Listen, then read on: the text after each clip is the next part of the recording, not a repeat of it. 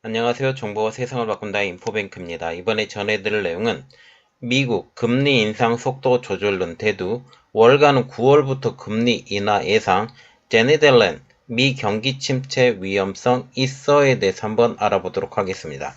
여러분의 구독, 좋아요, 그리고 필요하시면 알람 설정까지 부탁드리겠습니다. 지금 전 세계는 미국 연준의 눈치를 보고 있습니다. 미국 연준의 금리 정책은 전 세계에 미치는 파장이 아주 크기 때문이죠.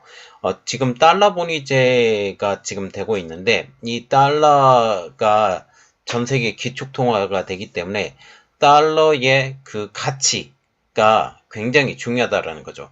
그래서 금리를 올리게 되면 지금 그 가치가 더 올라가는 효과가 있기 때문에 이렇게 되면 금리를 올린다라는 것은 모든 세계 통화량을 빨아들인 역할을 할 수 있기 때문에 이것이 굉장히 크다라는 그런 얘기가 나오고 있는 것이죠.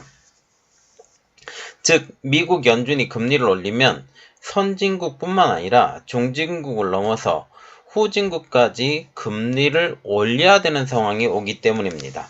이 때문에 미 연준의 금리 정책은 전 세계에 미치는 영향이 크다 할 수 있습니다. 그런데 이번에는 인플레이션을 잡기 위해 지속적으로 금리를 올렸던 미국이 금리 인상을 멈추고 더 나아가서는 금리를 내린다라는 소식까지 알려주고 있습니다. 지금 미국의 금리를 낮춘다라는 것은 유동성을 더 부과한다라는 그런 의미가 되고 이제 인플레이션의 세계를 넘어서 이제 경기 부양의 시대로 가야 되는 것이 아니냐라는 그런 말이 나오고 있다라는 거죠. 그 진원지는 미국 월가입니다. 월가에서는 최근 소식이 나왔는데 올 3월까지만 연준이 금리를 인상하고 9월부터는 관망하면서 금리를 인하할 것으로 예측하고 있는 것이죠. 미 주류 언론들도 이 소식을 속보로 전하면서 이제부터는 금리 인상 정책이 인플레이션 완화에 미치는 영향을 분석하는 시간에 돌입했다고 전하고 있습니다. 특별히 지난 12월에는 자이언트 스텝이 아닌 빅 스텝 0.5%포인트 상승으로밖에 안 됐다라고 해서 한동안 안심이 되고 있는 상황에서 이번에는 베이비 스텝 0.25%포인트 상승으로만 지금 이야기가 나오고 있다라는 거죠. 그래서 이번에 알아볼 내용은 미국 금리 인상 속도 조절론 대두, 월가는 9월부터 금리 인하 예상부터 알아보도록 하겠습니다. 로이터 통신과 월스트리트저널 그리고 미국의 주류 언론들은 미 연준이 지난해 12월 개인 소비 지출 가격 지수가 5%로 내려감에 따라 오는 3월까지만 금리 인상을 하고 종료할 것으로 보인다고 전하고 있습니다. 이들이 연준이 오늘 2월 1일 연방공개시장위원회 FOMC 회의에서 금리를 0.25%포인트 올린 뒤에 3월 21일, 22일 열리는 회의에서는 마지막으로 기준금리를 인상하고 그 이후에는 금리를 동결할 것으로 월가는 예측하고 있죠. 어쩌면 한 번 더 올릴 수도 있다라는 말이 나오고 있습니다. PEC 가격지수는 연준이 통화정책을 결정할 때 가장 중점적으로 참고하는 물가 지표입니다.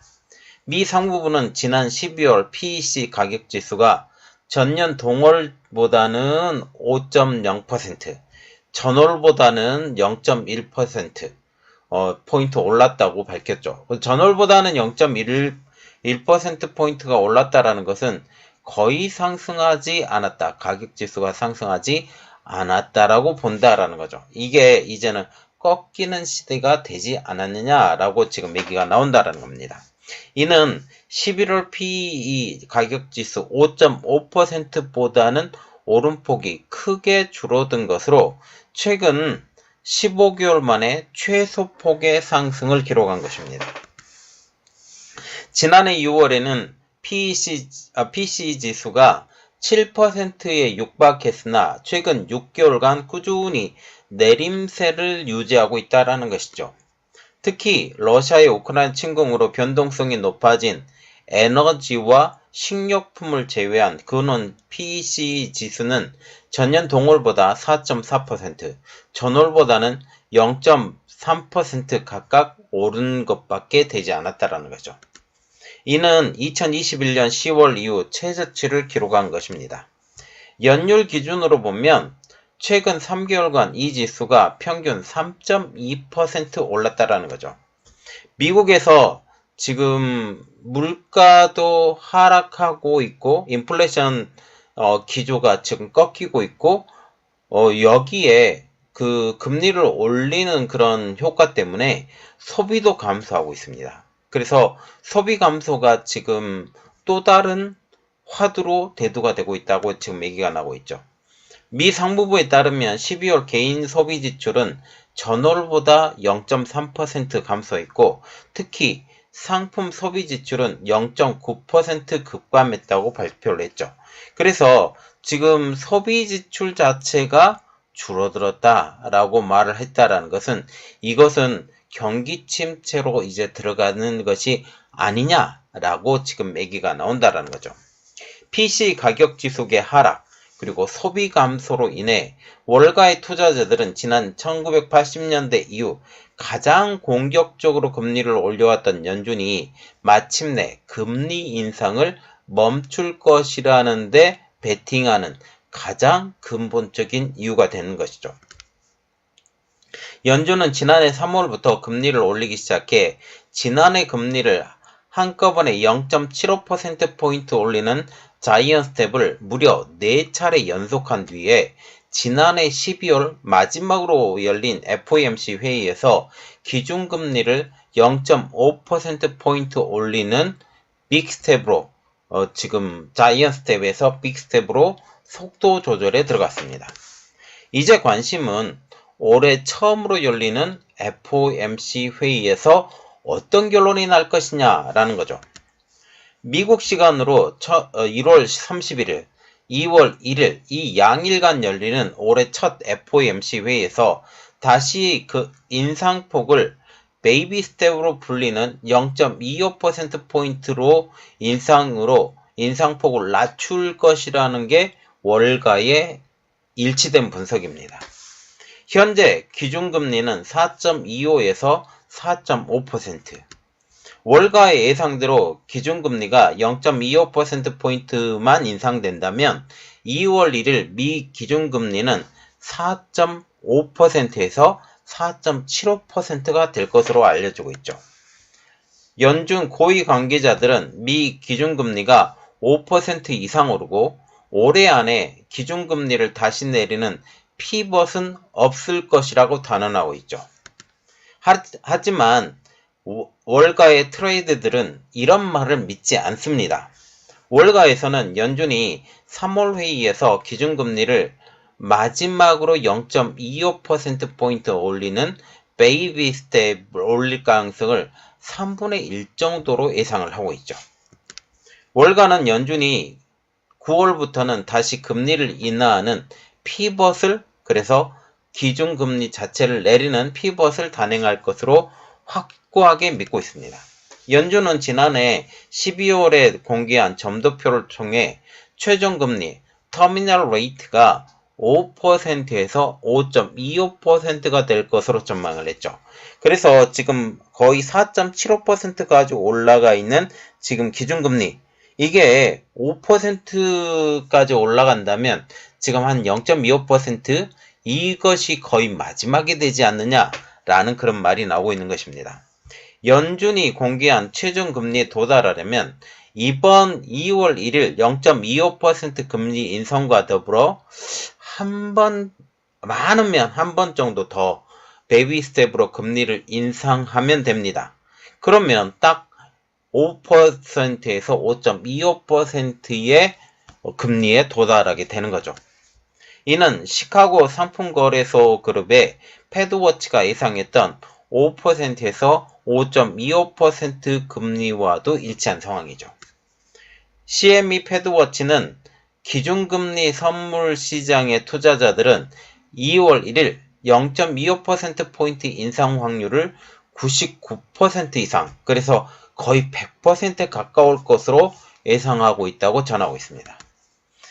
미국의 인플레이션은 어느 정도 잡힌 것으로 분석되고 있죠.